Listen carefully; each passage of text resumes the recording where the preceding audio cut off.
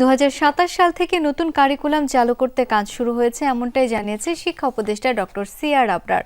সচিবালয় সংবাদ সম্মেলনে তিনি বলেন, এই সরকারের মেয়াদকালে শিক্ষা কমিশন করা সম্ভব নয়, তবে শিক্ষা খাতের উন্নয়নে সর্বোচ্চ চেষ্টা করা হবে। এইচএসসি পরীক্ষা শুরুর এক সপ্তাহ আগে থেকে বন্ধ থাকবে কোচিং সেন্টার।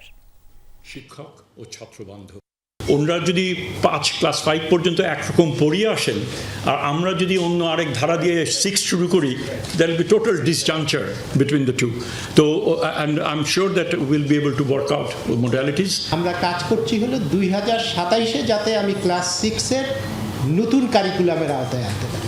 কারিকুলাম যদি নতুন দিতে হয় তাহলে পরে ক্লাস 6 থেকে দিতে হবে, এবং ক্রমান্বয়ে প্রতি বছরে এই ছেলেটাকে নিয়েই আবার ক্লাস 7 এসে যখন যাবেন নতুন কারিকুলাম ক্লাস 7-এর জন্য হবে।